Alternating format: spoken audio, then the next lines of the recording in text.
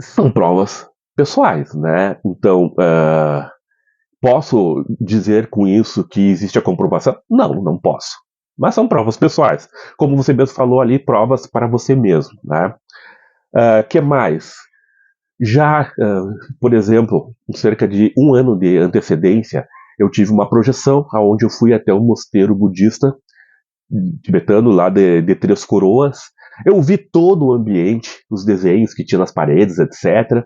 E descobri que tinha uma portinha numa lateral lá do templo que dava para um local lá em cima que eu vi como sendo um quarto, tá? Nesse local. Depois, fisicamente, eu fui até esse local. Um ano depois, eu fui até esse local para conhecer o templo budista e vi tudo isso também perfeitamente. Também fiz essa mesma experiência uma vez com um amigo meu que da Ordem Rosa Cruz, que eu não conhecia a casa dele, né, era um senhor muito mais velho do que eu e que já passou pela transição, tá? E eu não queria, na verdade, foi uma coisa que aconteceu, né? Eu fui parar lá na casa dele, vi todo o ambiente lá da sala e uma salinha de yoga que eles tinham muito legal. Eu vi tudo aquilo lá e retornei para o corpo. Eu não sabia o que, que era, né? Mas aí, posteriormente, algumas semanas depois, eu fui com ele até a casa dele e pá! Olha assim, era o local que eu tinha visto em Viagem Astral, né? Que mais, gente? Enfim, são tantas experiências ao longo desses anos e anos, né? Quando meu irmão faleceu, logo que ele faleceu, a gente tinha uma dúvida muito grande se a morte dele tinha sido devido a um engasgo ou se era um infarto, porque ele estava comendo pipoca quando ele faleceu. E depois eu saí do corpo, logo após a morte dele, ele estava muito bem, uh, porque ele estava estudando muito sobre as questões da vida após a morte, etc. Porque ele estava muito preocupado com a doença cardíaca dele. Enfim, eu saí do corpo, eu encontrei ele, e perguntei para ele isso, né? Porque quando eu encontrei ele, eu tava cheio de perguntas, né? Como é que é aí do outro lado? Como é que você tá? O que aconteceu? Tudo isso eu perguntei para ele, né? Ele dava muita risada, inclusive, dessa minha ansiedade, né? Em querer saber as coisas, né? E aí ele me explicou muita coisa, me explicou que ele tinha realmente tido um infarto mesmo, que foi cardíaco mesmo o problema dele. Me explicou várias coisas, inclusive até sobre como ele estava tratando psicologicamente a dificuldade que ele tinha com o cigarro, né? Que ele fumava muito.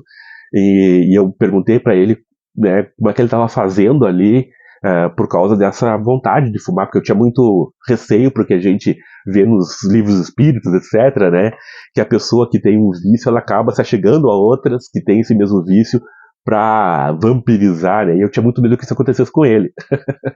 E ele me explicou lá que tinha um procedimento que eles estavam fazendo, que estava ajudando ele nessa questão psicológica de se livrar deste vício, né? Porque fisicamente ele não sentia necessidade, mas psicologicamente havia essa necessidade, né?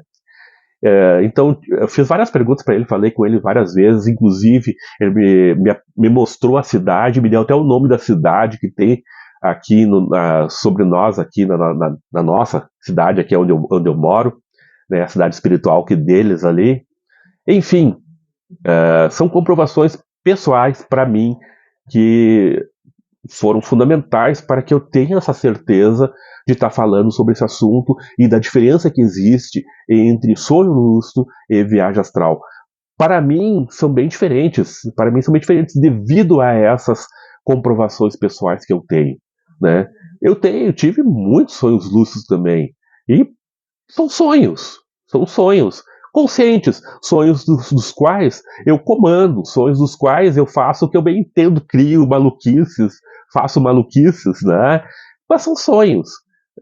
Agora, você realmente ver aquilo como aqui agora, e às vezes até mais nítido, você percebe que existe algo além, né? Além de tudo isso. Então eu vejo que não é só um sonho lúcido, não é só um fruto do nosso cérebro. E aqui também eu entro em uma outra questão, né? O que é a mente e o que é a consciência, né? A gente não sabe.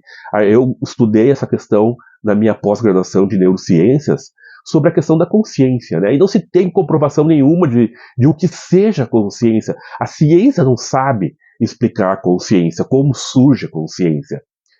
E a grande maioria dos neurologistas, dos neurocirurgiões, etc., eles dizem que é fruto do nosso cérebro, né? Fruto das nossas conexões sinápticas, da neuroquímica, enfim, que acontece no nosso cérebro, que gera a nossa consciência. Porém, eles não conseguem, de forma alguma, dar certeza disso, porque por mais que eles estudem o cérebro e compreendam que se eu afetar determinada região do meu cérebro, eu vou ficar consciente, eu vou ficar inconsciente. Se eu afetar determinada região do meu cérebro, eu vou deixar de ter determinadas sensações, eu posso mudar o meu humor, eu posso inclusive mudar até a minha personalidade se eu afetar uma parte do meu cérebro. É o caso, por exemplo, muito famoso na neurociência, daquela pessoa que teve uma barra de ferro atravessada aqui, passou por todo o cérebro aqui, né? Passou por baixo e saiu aqui do cérebro e afetou uma parte do cérebro que fez com que ele acabasse mudando a personalidade, tendo atitudes das quais ele não tinha antes, que ele era uma pessoa muito pacata, etc., se transformou uma pessoa bem diferente nas suas atitudes, né? Então, por causa desses tipos de coisas, os neurocientistas eles dão a entender que o cérebro que faz com que nós tenhamos personalidade, etc., determinada personalidade, etc., etc., né? Porém, existe também um outro lado da questão, né? É como eu falei antes da causalidade estrita e da causalidade que é regular, né? De coisas que acontecem regularmente, mas que elas não têm a mesma forma de enxergar a estrita que a ciência exata quer dar, né? Então, a gente vê que existe um outro lado que não se consegue explicar, por exemplo, como o caso da Pam Reynolds. Pesquisem aí também, Pam Reynolds, tá? A Pam Reynolds, ela teve um aneurisma cerebral que não tinha como ser operado, porque ela poderia morrer. Ele estava numa região muito difícil e ele podia estourar e ela, Pam, morrer, né? Então, fizeram um procedimento muito arriscado nela, mas que era a única alternativa, que era de fazer uma espécie de diálise, retirando o sangue do corpo da pessoa, levando a uma temperatura de 10 graus, baixando muito a temperatura do corpo, né? Realizando uma parada cardíaca na pessoa e, consequentemente, uma parada no eletrocefalograma da pessoa, deixando em linha reta. Ou seja, não havia picos e vales, né, no eletrocefalograma, dizendo que há pensamentos, e sim uma linha reta, flat, que nem eles dizem, onde não há pensamentos, não há pensamentos. E ali eles operaram ela, retirando o aneurisma e refazendo o sangue voltar e fazendo com que ela ressuscitasse, voltasse à vida. Bom, Pam Reynolds contou todo o procedimento da cirurgia, tá? Coisas que haviam sido ditas. Ela se viu sobrevoando acima do seu corpo físico, viu seu corpo lá embaixo e falou, inclusive, tá? Porque existem pessoas que dizem assim, não, ela pode ter ouvido de alguma forma o que as pessoas disseram. Não, ela pode ter, nesse gap de momento onde não havia pensamentos, ela pode ter preenchido quando ela voltou ao corpo, quando ela voltou para a vida física, ter preenchido aquilo ali com pensamentos. Não. Ela explicou como eram as ferramentas utilizadas pelo médico, que não eram ferramentas comuns, normais, mas ferramentas específicas para realizar aquela cirurgia. E ela explicou como eram as ferramentas. Não tem como ela saber. Como ela poderia saber disso? Se não vendo. Não tinha outra forma dela saber. Ela não é médica, né? Para começar, e além disso, eram instrumentos que eles não eram comuns, eram instrumentos diferentes. Como que ela soube disso? Né? Então, esse caso, por exemplo, ele é icônico, né, nas experiências de quase morte, por ser uns casos mais difíceis de se dar uma explicação racional, científica, do estilo, né, ciência estrita, né? Não se tem uma explicação para esse caso.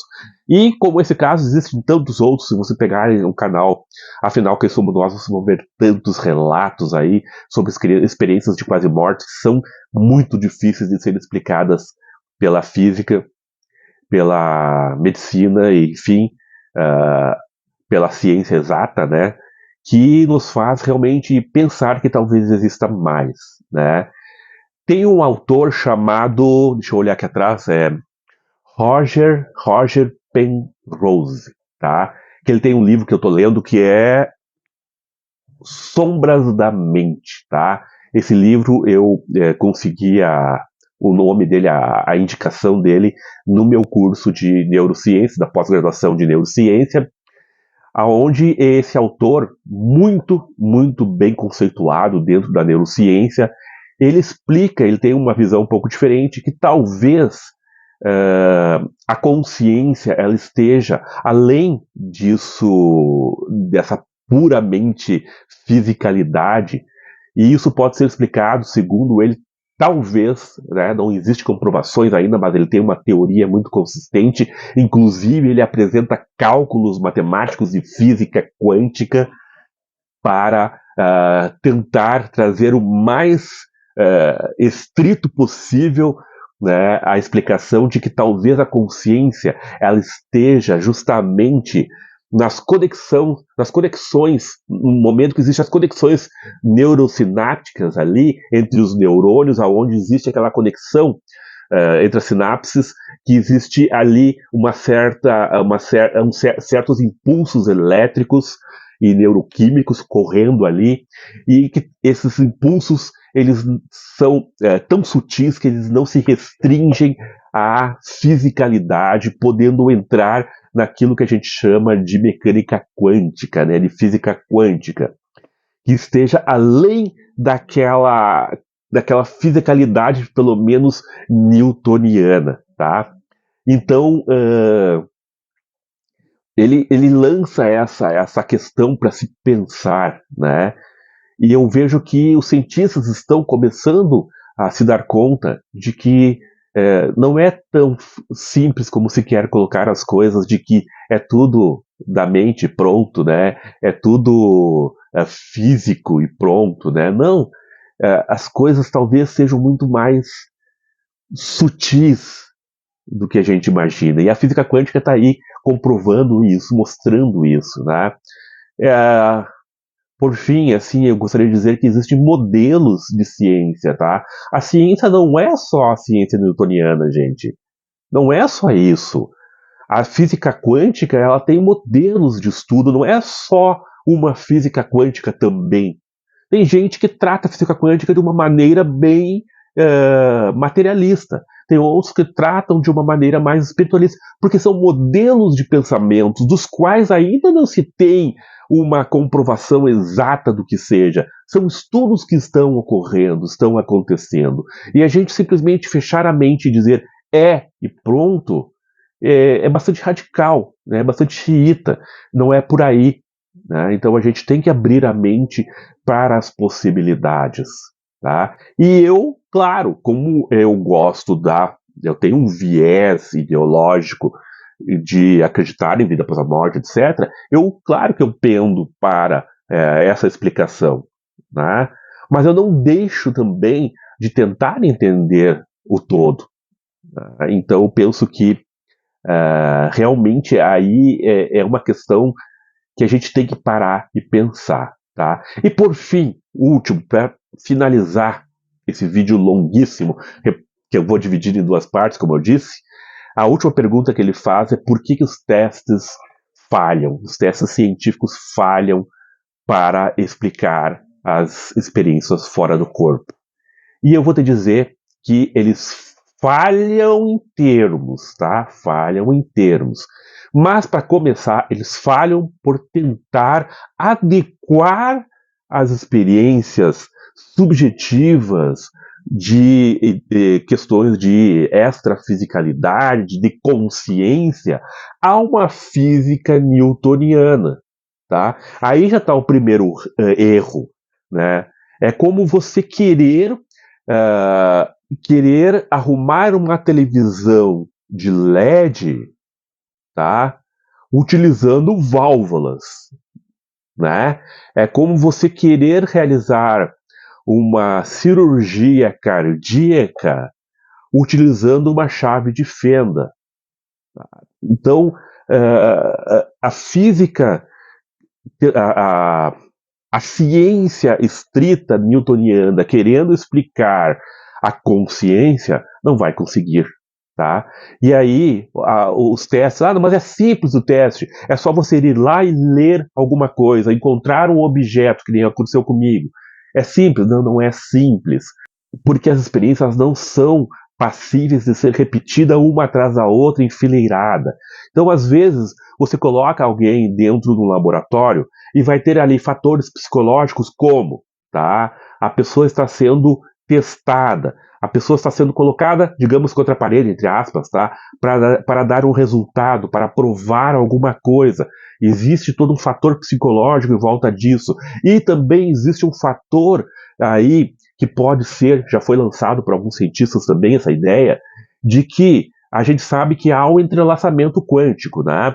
Então, os seus pensamentos influenciam muitas coisas das quais você tem contato ali energeticamente, vamos dizer assim, tá? Usando termos bem amplos, tá? Então, os teus pensamentos podem atrapalhar aquela experiência que está sendo realizada se você quer muito que aquilo não dê certo. Né? Então, existem esses fatores. Existem fatores também de que quando a gente realiza uma experiência fora do corpo, você está entrando numa dimensão um pouquinho diferente de vibração, tá?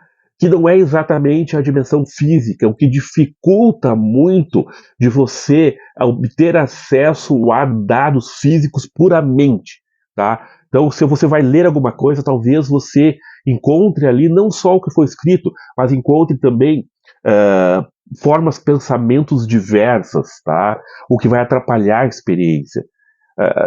A coisa, ela existem fatores em volta que não deixam ser tão preto no branco para se ter essa comprovação. Ainda assim, pessoal, tem resultados positivos. Se a gente pega a história aí da senhorita X, que não quis dizer o nome dela, ela encontrou, aliás, ela disse os objetos que foram escondidos com a acuidade. Ela acertou os objetos que estavam lá escondidos, tá? Mas não se fala quase disso, porque sim, a ciência talvez não queira, né? Mas enfim, ela acertou. Muitas outras pessoas fizeram esses testes. O Robert Monroe fez esses testes, se submeteu a eles e não conseguiu acertar. Por quê? E ele tinha muitas experiências. Por que ele não conseguiu acertar? São muitos fatores ocorrendo em volta ali que dificultam esse tipo de comprovação. Né? A gente não consegue repetir aquilo ali como a ciência deseja. E aí dificulta. Outra coisa, tá? Foi feito esse teste em rede de televisão, né? A Globo fez esse teste com duas projetoras do IIPC, Instituto Internacional de Projeciologia e Conscienciologia, aonde elas se submeteram ao teste um dia. Né? Elas tiveram que sair naquele dia exatamente, né? Sair do corpo naquele momento ali certinho, que é bem difícil, né? Sair e ir tentar encontrar esses objetos. Porém, quando você sai do corpo, tá? As necessidades psicológicas, vamos dizer assim, mentais, não são as mesmas daqui do plano físico, tá? Você, às vezes, tem muita, sei lá, muita vontade muito interesse em um determinado assunto, mas quando você sai do corpo, essa necessidade muda, porque existem coisas mais prementes, mais importantes, né? Infelizmente, a gente não pode querer restringir o espiritual no físico, como colocar São Paulo dentro de, sei lá, da cidade do interior ali de São Paulo, né? Não é bem assim. E aí o que acontece? Aí elas conseguiram realizar a saída, uma delas foi parar longe, num acidente que estava tendo, e ela presenciou tudo lá naquele acidente que estava tendo, e a outra foi e viu os objetos, mas viu de uma forma bastante ruim de ver, né? E ela acabou dizendo algumas coisas ali que não condizia muito bem, condizia parcialmente com o que era, tá? São testes que são feitos, né, pessoal? A gente tenta fazer com que, utilizando o método científico, adequar alguma coisa que não é estrita científica newtoniana, né? Então os resultados são parcos. Talvez futuramente, com testes de outros tipos mais avançados, seja possível essa comprovação. Mas ainda é difícil, né? Eu, por exemplo, até gostaria de participar desses testes, mas eu não tenho a capacidade de sair na hora que eu quero do corpo. Às vezes eu fico meses sem ter uma experiência fora do corpo e de repente ela acontece. Na minha juventude, aí era outro papo, né? De cada 10 tentativas, 6 eu conseguia, né? Mas isso, não tinha preocupação nenhuma na vida, eu não tinha contas para pagar, boletos para pagar, né? Não tinha filho, não tinha esposa, não tinha, enfim, não dormia com ninguém junto, eu tinha o meu espaçozinho, é todo, né, um ambiente diferenciado, tá? Mas enfim, toda essa discussão, ela é interessante, eu espero que sirva para reflexão, primeiramente, e não para tentar convencer ninguém de nada, tá, pessoal? Não é o objetivo deste canal convencer ninguém de nada. O meu objetivo é trazer elementos daquilo que eu gosto de estudar, daquilo que me faz bem, daquilo que eu tenho um viés de pensamento. Então é sobre isso que eu estou falando aqui nesse canal, tá? Não é um canal de ciências, não é um canal que vise comprovar a existência ou não de vida após a morte, ou etc. Eu trago elementos de reflexão. E é essa a ideia, né? Elementos de reflexão. Se você não acredita e acha que tudo isso é fruto da mente, beleza. Primeiro de tudo, vá buscar o que é mente, né? E tentar entender o que é mente. Talvez a mente não seja o cérebro. Talvez a mente seja além disso, né? E você vai ver que tem discussões muito interessantes sobre o assunto, tá? Mas se ainda assim você acha que é tudo do cérebro, que está tudo restrito a essa matéria aqui física, beleza, é a escolha de cada um, né? É o que você deseja acreditar, né? Mas só finalizando, eu trazendo uma última reflexão, eu diria assim: se tudo é, como dizia o pensamento cartesiano de René Descartes, filósofo do século XVI, se não me engano, 16 ou 17, enfim, René Descartes, ele dizia que para se estudar a causalidade de alguma coisa, você pegava um todo, né, e quebrava em partes, estudava as partes para depois reunir o todo. Então, eu te pergunto, já ouviu falar de Frankenstein? Se você pegar o braço de um, a perna de outro, o coração de um, o cérebro de outro, juntar tudo num corpo, costurar e der um choque elétrico, você acha que você vai ter vida? Não é só a junção das partes, né? Existe algo diferente, algo a mais ali. O que é esse algo a mais que traz a vida, que traz a consciência? Não é só a junção das partes, né? Existe algo. Então, deixo aqui essa minha última reflexão para vocês.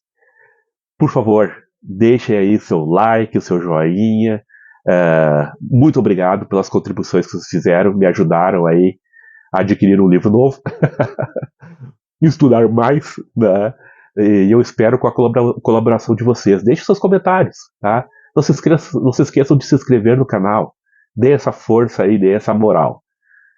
Paz profunda e até o próximo vídeo.